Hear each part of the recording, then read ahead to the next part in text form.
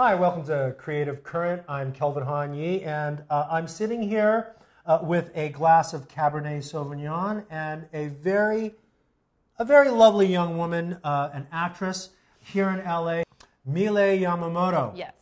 Great to meet you. Great meeting you too. Thank you for being here on Creative Current. I didn't butcher your name. No. Right, which everybody does. Yes. Because it's spelled like Hannah Montana, right? Yeah. It's spelled like Miley. Miley Cyrus, yeah. Right. So when douches come up to you in the club or wherever they come up to you, do they come up to you in the club? They do. Sometimes. They must. Sometimes, right. yes. Because you're lovely.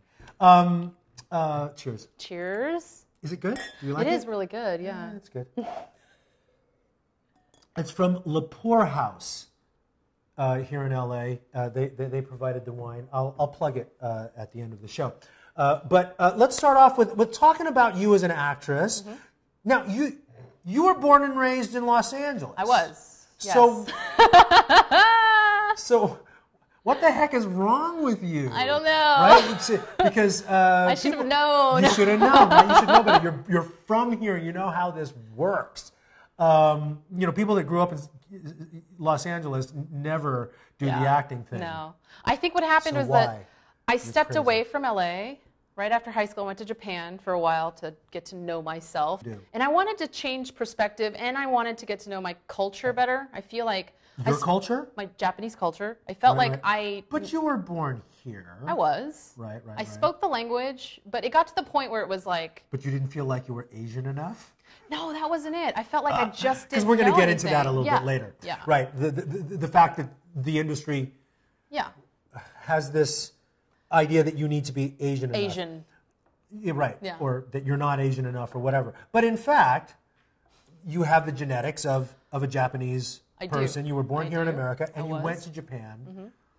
Mm-hmm. How was that trip? It was a lot of fun and painful and a huge learning experience. Painful. That's the interesting There were stuff times when I was dirt poor. Really? Like I just could not, like I didn't know how to... Poor Japan must be like not... Very poor. Well, it could be very poor. Yeah. Especially in Tokyo, because Tokyo is such an expensive city. It's considered like one of the top 5 in the world. And people look down on you. Oh, they do. They do. What's funny is that everybody is from somewhere else in Tokyo. Right. It's a transient city. It's a big city, right. And so, and I did everything that I could do. I did everything from translation to working at a bar, a coffee shop. It's a great way to immerse yourself in a culture, right? And coffee shops. You have to understand, the first day, I couldn't use the train. Like, I didn't know how. No one ever taught me. And I spoke perfect Japanese. So imagine somebody like me coming up and going, how do I get to the next station over? The guy looked at me like I was crazy. And he was like... Because you look like you're from around here. Yeah. Right. And I don't have an accent in my Japanese. So they just assumed that... And finally, I just learned to speak in English and be like, yo. Oh, right. I need to get to Shinjuku. Right. It makes it easier. Yeah. And they love Americans anyway, and then suddenly it was, you're cool. Yeah. And then they'll take you to the machine, and they'll even pay for you sometimes. And you're like, all right, So. Interesting. So then you came back. I did. And you felt that you would sell that cultural experience to Hollywood as an actor? Is that what it? How did you? No. What got you into this business? I think for a while it was one of those things where I come from an Asian background. You feel like you need to be a doctor or a lawyer or whatever. These are the expectations. Yeah, and I think I kind of jumped out of the house as well to jump out of those expectations. Right. And I realized that any business is your business as long as you like it and you want to do it. Yeah. And I realized that I really wanted to act. I wanted to be in the arts, And so it was almost like going to Japan forced me to look and say, you're not doing what you want to do. You want to act. Why don't you just go back, And so there was a moment, I remember when I used to work at Tokyo Disney Sea for a while as well. Oh. I know, I've done a lot of different jobs. But I was standing there at one of the exits waiting for the ride to end. And I was listening to the music, because you can tell if the ride's going to end.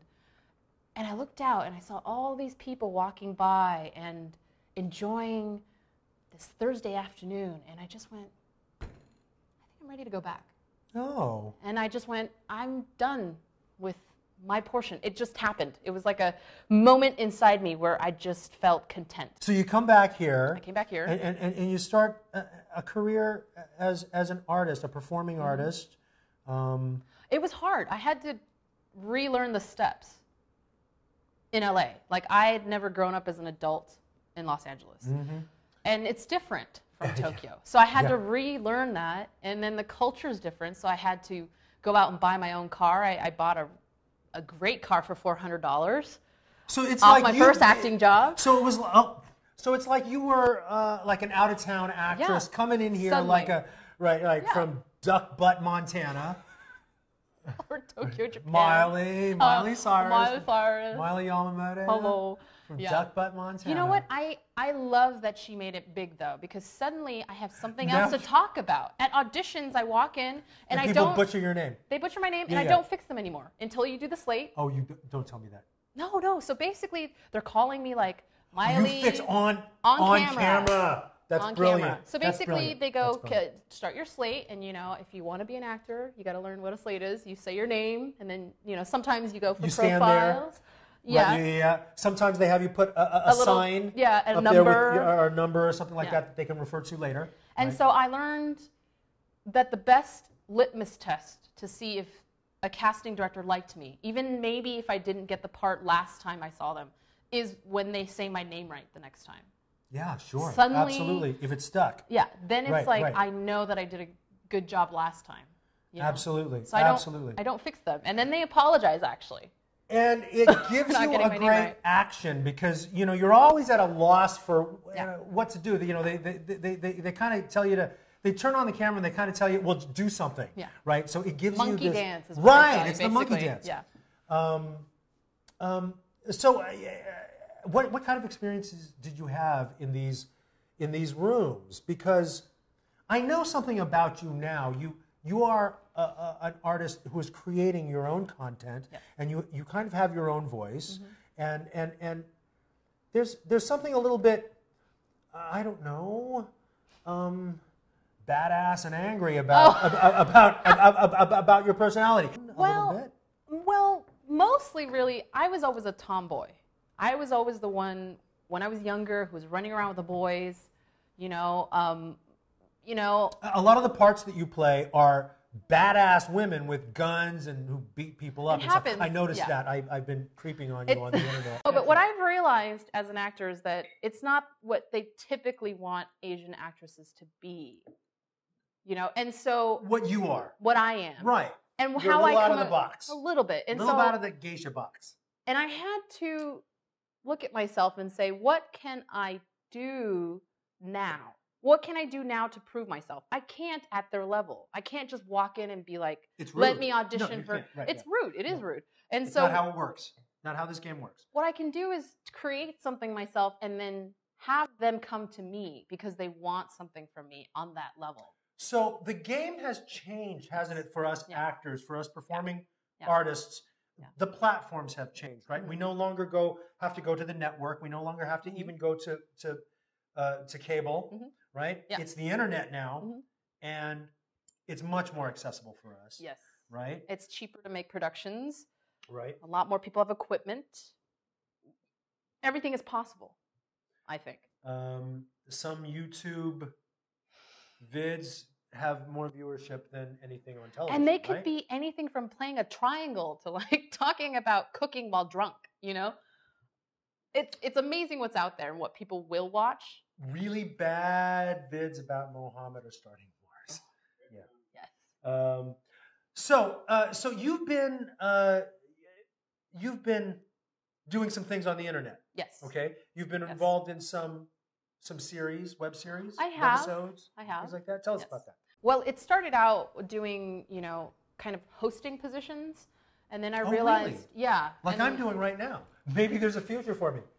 And I realized through those productions that it was possible for myself to do productions because I was frustrated, like any other actor out there, about not even being able to get into the room to audition for parts I'd love to be a part of. And certainly not having your own voice as an artist. Yeah. Traditionally, the actor really is a doesn't have his own voice, right? Right? You're speaking the words of somebody else. Mm-hmm. So you are now an actor who has turned into actually an artist. Yes. Right? An artist creating your own content. Yes.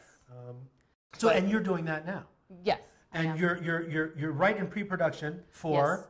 A show called RETCON, which stands for Reconnaissance, Espionage, Tactical Contingency. That sounds really cool. Thank you. What kind of world is it that you create? It's basically kind of an espionage show with Bridget Jones. Do you remember Bridget Jones? Absolutely, self-effacing. I do. Self-effacing. Talks to herself a lot, you know, and she tends to do things a little bit wrong, you know? Right. And that's where the comedy is from. And I feel like we all do that. We try to cover up a little bit of that Bridget Jones in us where we're like, dang it, why did I do that? Bridget Jones in a retcon world, kind of like a spy espionage, so alias kind of thing? Oh, yes, definitely. So imagine if Bridget Jones had to dress up like Sydney Bristow from Alias, like Jennifer Garner, and she just gets one thing wrong, and you're like, that's so not right. Like, that's a little bit about the character that I wrote for myself. And what if she looks stunning like you do? Exactly like you, because that's kind of what it is, right? Yes, I guess. Thank you. Can we watch the trailer that you've got up right now on Indiegogo, which we will talk about, because you're trying to raise money to produce this thing, and when everybody sees this, you'll see why you need to send this woman a few bucks.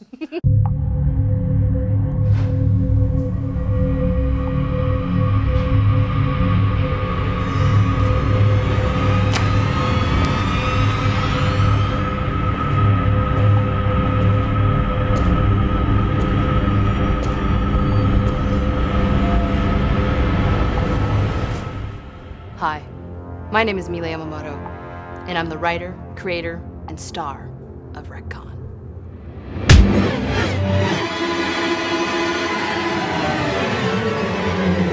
Oh, wow, that hurt! Cut! He hit me. He actually hit me. I thought we were hiring a stunt double for all the actual torture stuff. We discussed this, Miley. There's no money in the budget for us to hire a stunt double for you. Wow, I didn't realize it cost that much to make a really great show. So no car chases, special effects, guns? Not until we get some money.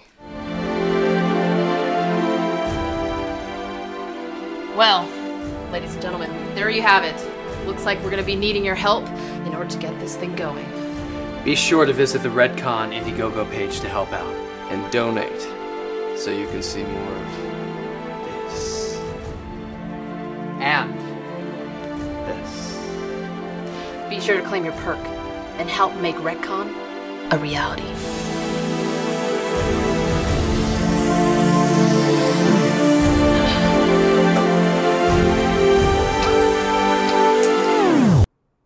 And that was a trailer for a new web series that's coming out called RETCON, starring and written by Miley Yamamoto. Yes.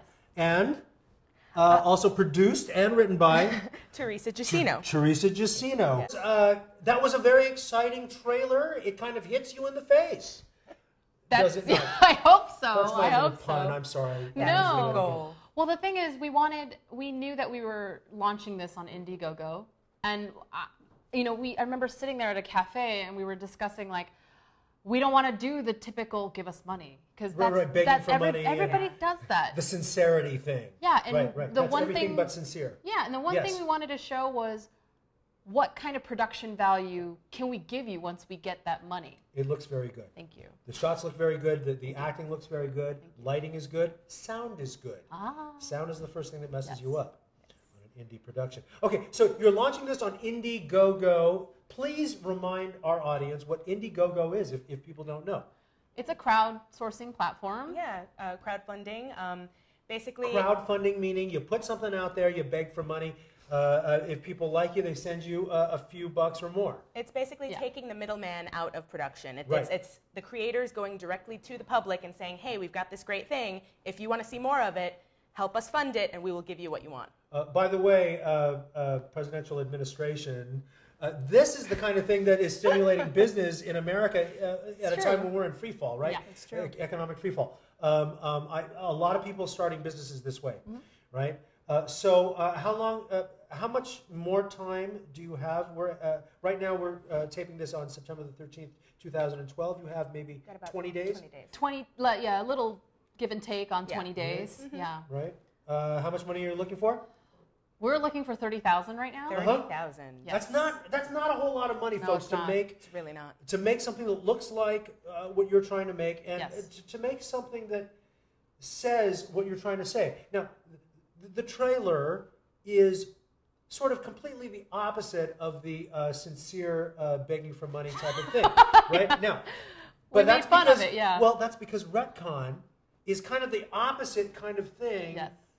Than anything that you've seen, right? And it you've kind hit of on that. turns things on its head. Tell us about that. Set us up. Well, basically, as an actress, I was finding that I was being pigeonholed just by being Asian, if not Japanese. And I wanted to make fun of that Hollywood stereotype of everything, whether it's naming characters or the type of characters that they think like Latino people should play, or Asian people should play. My character's name is Allie O'Malley. Allie O'Malley. Yes. Now, me looking at you, right, might not think that you would have a name like that, right? It's true. So, and that's the whole gist of the thing. And one of our main characters, played by a Caucasian man, is named Akira Yamaguchi. Ah! Okay, that's great. That's great. And he does all the martial arts. Really, he speaks all the languages. Really talented about that. Yeah. So all the characters are exactly the opposite of what you expect. Yes. How else does this sort of dichotomy, these opposites play in RETCON? Basically, you want to imagine Bridget Jones in the world of Alias and espionage. Wow. With a little bit of sci-fi and lots of heart, I'd like to say. Yeah, it's something that'll appeal to the geek audience, which is huge right now. Yes. But it will also appeal to mainstream fans of shows like Alias, like The X-Files, like that kind of show. I caught onto a word. That you just said. You said it has heart. It's all these other things, but it has heart. Yeah.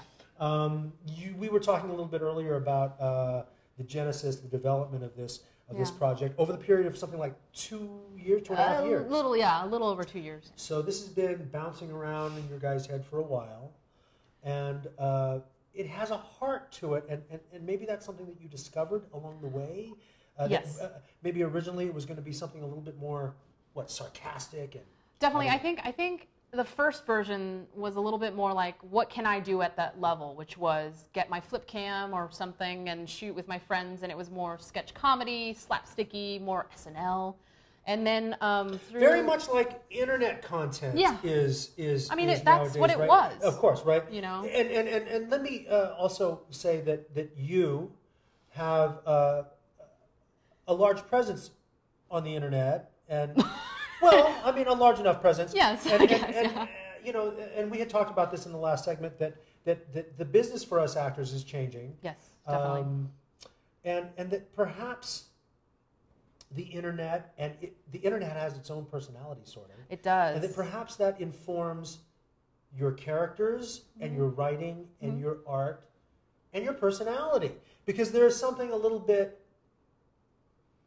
sort of fierce and badass about you, Thank you. Right? Yeah.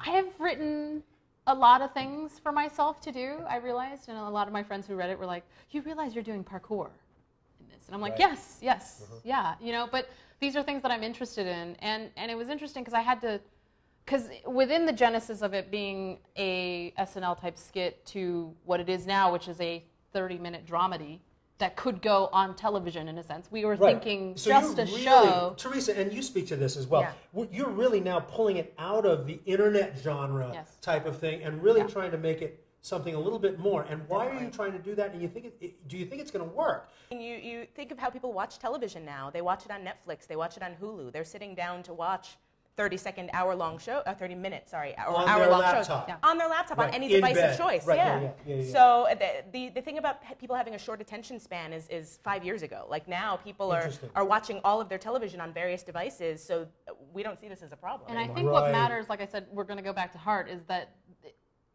I think the best thing, let's say like Joss Whedon ever did, is to tell you that you may have been born into a family, but it's the family that you make that's important. The people that you surround yourself with. Oh, right? No, it's so true. Thank you for sharing that. And No, it is true. I'm sorry. RETCON I'm is... being sarky. Because I'm spending too much time on the internet, on Facebook. He's trolling me in person. I'm trolling you. Trolling me in person. I'm trolling you on Creative Current. This is epic. Oh, I love it. This is an epic troll. No, this is but the best troll ever. What I realized, I had to look at myself, because people kept saying like the role that you wrote for yourself as Allie was the most boring one in the first few incarnations. And they kept saying, look at you because you're hilarious. And I didn't know why. And that is the Bridget Jones side of me. That's kind of a scary thing sometimes when somebody tells you that. Yeah. Hey, you're hilarious and you don't And I'm know like, why. but I'm I'm serious. I don't understand, you know?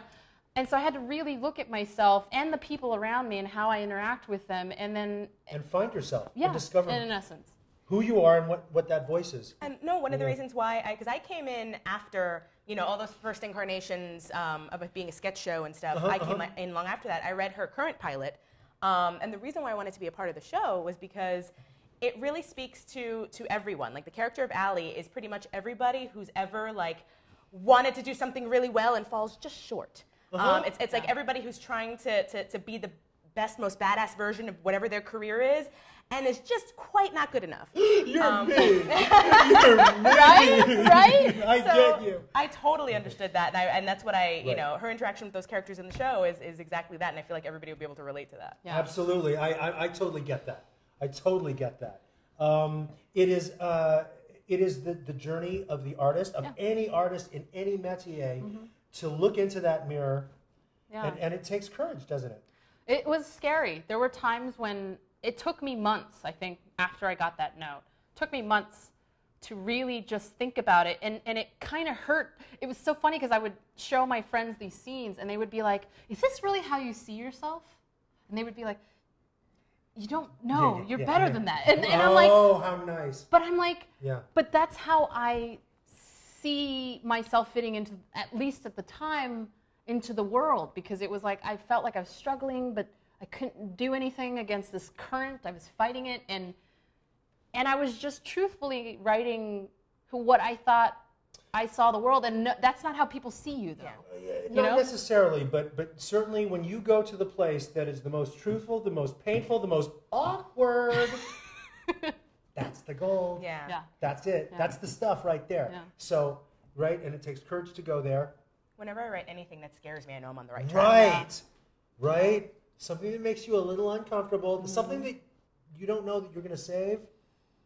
That's the dangerous stuff. Yeah. That's the good stuff, right? And then those are the things that people really get attracted to, and I've been lucky because this show has attracted some major talent. And even if they're not, Sean Marr from Firefly, he played Simon Tam, the doctor, the young, brilliant doctor. So Whedon fans, get excited. And like I said, it's one of those things where life progresses the way it should. There were a couple times when we started up RETCON and it just didn't happen. And it would devastate me, but then... And then she met me. Yes, that's true. Well, there you go. There you go. Is this a good partnership? What makes it work? I think so. Oh, yeah. What makes an artistic partnership work? Well, what's funny is that Teresa started out as just a writer in a sense, and then one day we were drinking wine like we are now in the jacuzzi with like 6 other people. I know, right? And then brilliance happens. No, but she turned to me one day and she said, "Whatever happened? When are we doing our next writers' meeting?" And I had gotten into that little bit of a rut where the producer before had not worked out and other things had not worked out, and I just kind of felt once again like Allie, where I was like, just nothing is working out, and I'm so close yet so far, and she just kind of said, we just need to do this. I kind of had to kick her in the butt a little bit. Fall into your lap out of the sky. And she kept saying, do you realize what you have? You have something. That is the thing that makes art happen, is that 2 or more people believe in each other and buy into it and get it. and collaborate. It's collaborative, and anything, even as a writer, like writing is such a solitary thing. Yes. But even a novel, which you write totally by yourself, you then give it to an editor and a publisher, and all these people read it, and it comes together through people. And writers, if you don't think that they get their fingers into it and mess with it, you're wrong. I have to admit, I'm blessed because it's not just Teresa. Teresa's a huge part of it, but it's everybody from Sean, who is part of the video, Yuri, all my friends, Kyle, Verton. These are people who are in the video, and the people outside of the video, the people I've met through different circumstances. It could be anyone from somebody introducing me or somebody tweeting me or something, and they had the goods to show me, and then I went, oh my gosh, this person is so talented. And the people that I've met and who have supported just RETCON, not just me, but RETCON in general, and believed in the project, and some of them for a very long time when they didn't need to. Well, we just saw that trailer, and how could you not believe in it after watching that trailer? Thank you. Tell us about your Twitter again, because you're big on Twitter. I try, thank you. No, you're huge. You're epic. Epic. We are epic. E-P-I-C. Yeah. Capital All E. caps. All caps. Exclamation points. Hashtag. What's your Twitter? It's twitter.com/ my full name, which is Miley, spelled like Miley Cyrus Yamamoto. Right. Okay. And you can find us on, actually RETCON is also on Twitter now as well, at Watch RETCON. Watch RETCON. Yes. RETCON. Yes. Okay. And again, Indiegogo, you have about 20 days. Why should people support this piece of art? What's it going to be? What's it going to be to them? Why should they give you money for this? I mean, you'll see it if you go to the page. You'll see all of this, but I will tell you that not only is it an amazing, kick-ass story that'll be fun to watch and that everybody will be into, but because of Miley's experiences, we've managed to encourage talented people in our cast and our crew who are of diverse backgrounds, who are people above and below the line, who are different ethnic groups. We have a lot of women on our staff. Nice. So it's not, when you support RETCON, it's not just supporting a great story that you want to see told, but it's supporting a certain way of doing things. It's about supporting really an alternative to what you're seeing out there, right? I mean, even the story, and like you said, you're changing up the character names and all that. It's alternative. It's turning it on its head. That's why I would support it myself. Once again, you can go to Indiegogo and support this project. .com/RETCON.